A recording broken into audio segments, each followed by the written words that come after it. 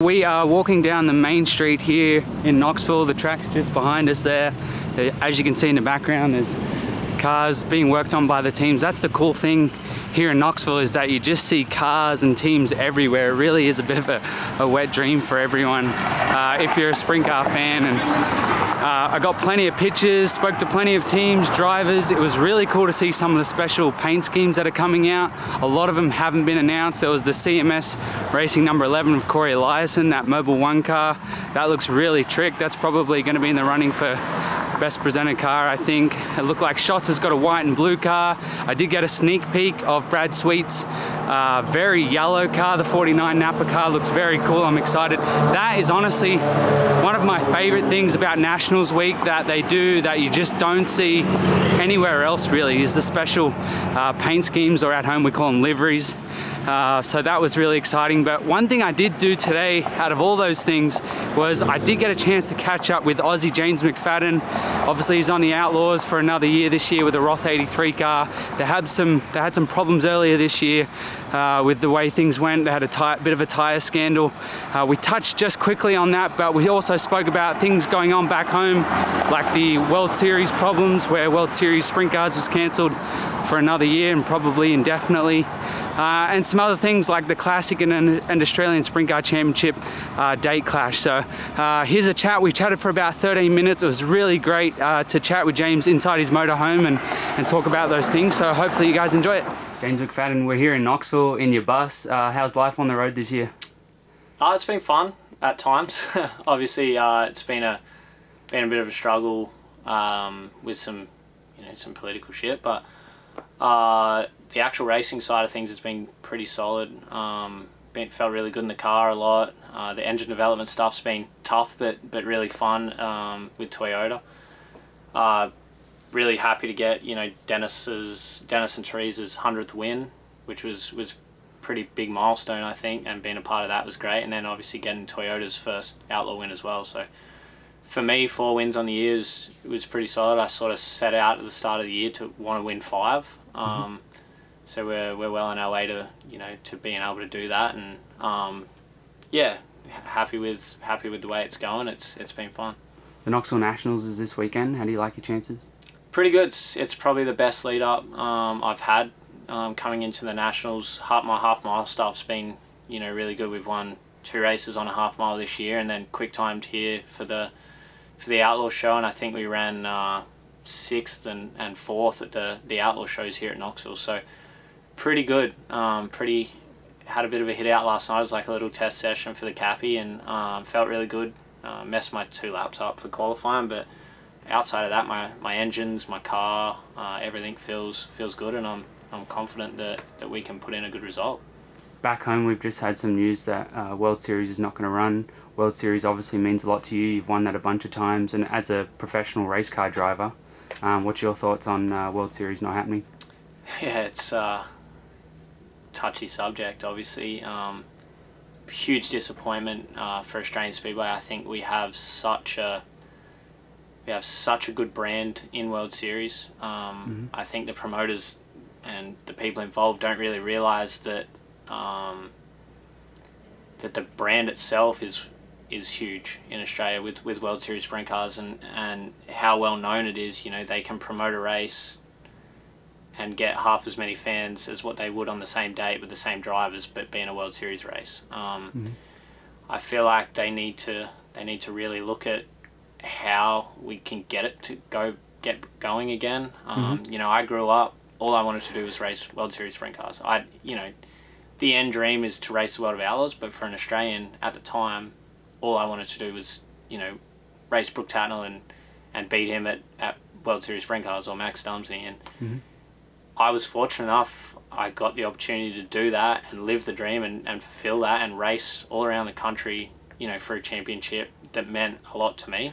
And I feel like it's sad for guys like Jock and Lockie and that they don't get the opportunity to do that. On the same foot, I think if they can't do it properly and pay the right amount of money and do the right things for the sport, then it might not be a good thing to do either. So it's a very hard balance, but I think, one, they definitely need it. two, I think they just actively need to go out and try and get sponsorship and try and raise money so that we can pay the money that needs to do to, you know, to travel around the country. It's not cheap, it's expensive, but you know, you can't pay $250 to start an A main when a tire costs $550. I think you need to somewhat be able to, you know, cut costs a little bit. So everyone needs to make some money, like, you know, the you know, the series, the promoters, the drivers, the teams, they all need to make money. Otherwise we're not going to have any team owners, we're not going to have any promoters or anything like that. So everyone needs a slice, but I think the slices aren't very equal at the moment. Yeah, like I said, it's an extremely disappointing thing. I grew up, that's all I wanted to do. Winning it 5 times is crazy. It was crazy to me still that, you know, I was able to do that, and it's something that I hang my hat really high about. I still have my first car that I won my first World Series race with. Oh, really? And that means a lot to me. So yeah, like I said, it's disappointing for the fans and the younger generation of guys and girls that don't have the opportunity to race World Series. And I think we need to get something, you know, get something rolling quick. And I think it still needs to be World Series. We don't need to change the brand. We don't need to change the name. We just need to get it. We need to all work together. That's all the promoters, I'm talking to them mainly, work together and get this thing rolling. You do around 100 races a year. It must be tough for you to want to come back to Australia as much as you love Australian sprint car racing, when there's only so many limited shows for a professional race car driver to really make money at.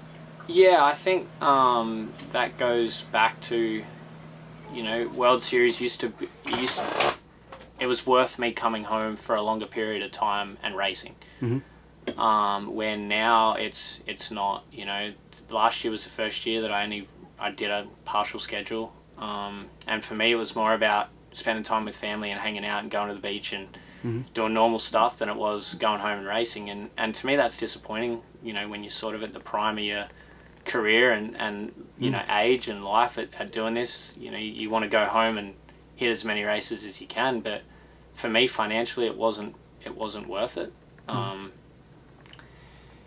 Which is disappointing. You know, like, to me, I think the end goal for our sport should be guys like Lockie and Jock.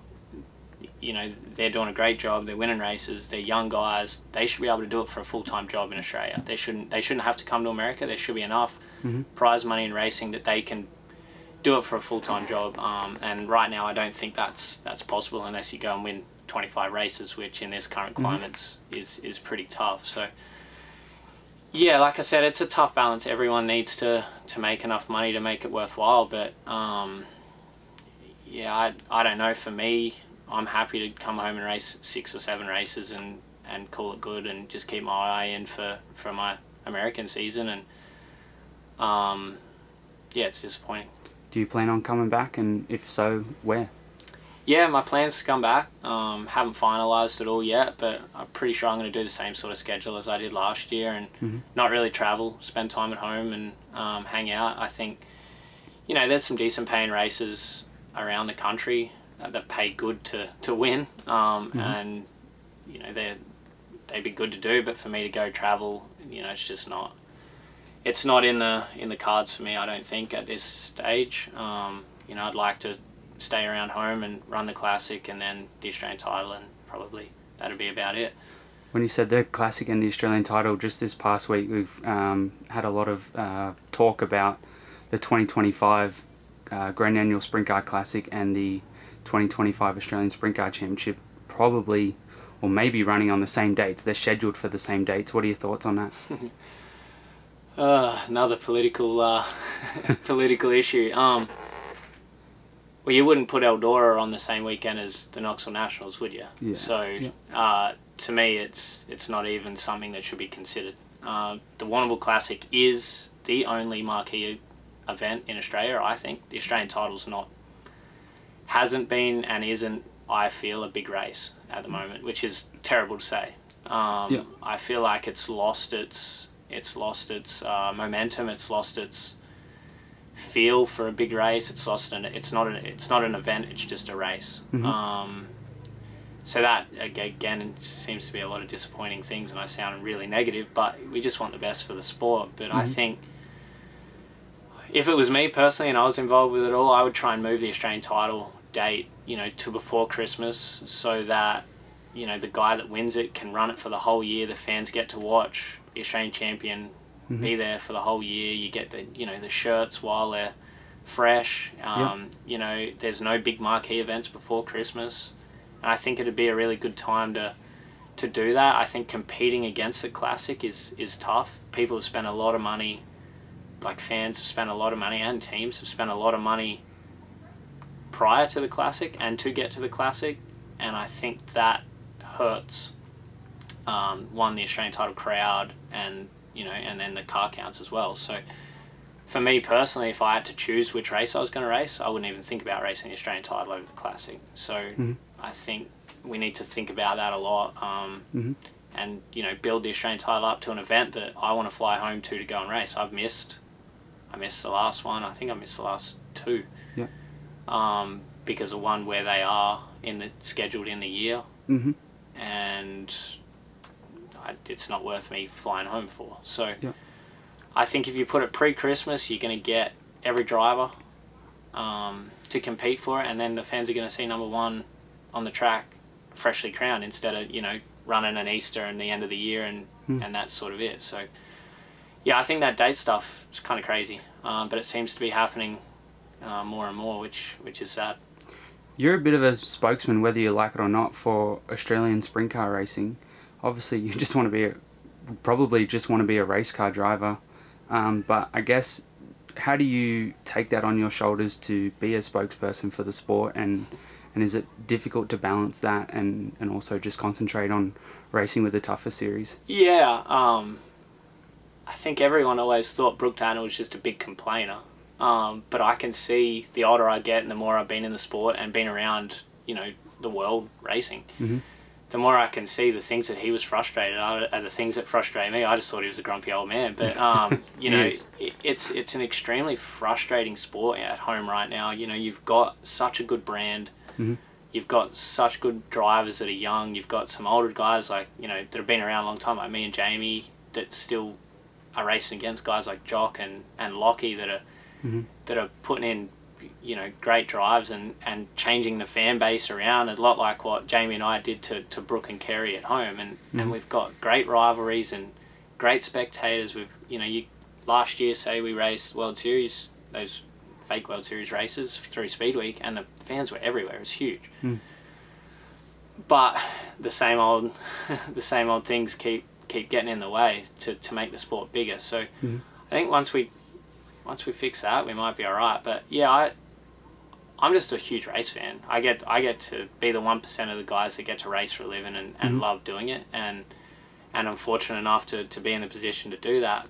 But I see so many things in the sport that, you know, that need to change, and I'm not saying what I've got is going to make anything better or worse or whatever, but I think we need to start opening our eyes and stop being so narrow-sighted to make it better. But I just want to see guys be able to make a living from it. There's no reason that you know, a Jock and a Lockie and a Tate Frost shouldn't be able to make a decent living from racing a car 40 times a year in Australia. So once we can do that, I think the sport will be in a better place. But yeah, I'm happy to be a spokesperson for Australian sprint car racing. I think, you know, got me to where I am right now, and I think it's a great thing.